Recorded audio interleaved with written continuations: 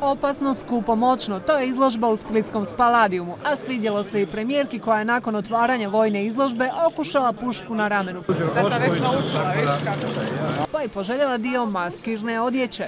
Ajde, a vidiš ti kako one imaju lijepe suknje. Nego. Može jedna taka za mene. Naravno. Izložba od snajpera do vojnog aviona. Ovaj avion Eurofighter stoji od 60 do 100 milijuna eura. Organizator, američka tvrtka TNT Production, dovela je više od 100 najjačih svjetskih proizvođača vojne opreme. Zahvaljuju na pomoći našem Ministarstvu obrane. Članstvo u NATO-u sigurno je poguralo izložbu. Mi surađujemo sa najznačajnijim vojskama svijeta, one su naši saveznici, one su ujedno i najveći proizvođači vojne opreme i naoružanja i to otvara prostor naravno i hrvatskoj industriji. Ministar obrane zagovara vojni biznis. Imamo 54 tvrtke koje proizvode za vojsku i gospodarstvenici u tom izvozu vide budućnost. Jedino u vojnoj industriji, dakle u nijednoj drugoj hrvatskoj djelatnosti nismo izgradili vlastiti prepoznatljivi globalni brend kao u vojnoj industriji.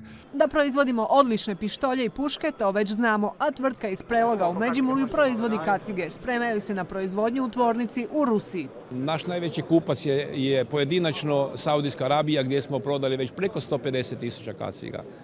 Naš jako dobar kupac su Ujedinjeni Arapski Emirati, mi smo do sada prodali njima 60.000 kaciga. Imaju dobro vojsko, veliko vojsko. Ljudi se žele štititi. Đuro Đaković iz Slavonskog Broda sa Patrijom proizvodi ovo oklopno vozilo tank, a spremaju se i na izvoz. Za Hrvatsko ministarstvo obrane Đuro Đaković i Patrija već proizvode 126 ovakvih vozila, no kod nas je dosta jeftinije, proizvode ga za nekih milijon i nešto eura, u izvozu će koštati više od 2 milijuna eura. Premijerka i uzvanici izložbe mogli su danas pored Spaladium Arene u vojnoj luci Lora vidjeti antiterorističku vježbu naše vojske i prelete aviona. Oprema koja bi mogla biti i novija, no pitanje je ima li naš proračun novca za skupi shopping na splitskoj vojnoj izložbi u Spaladiumu. Goes inverted.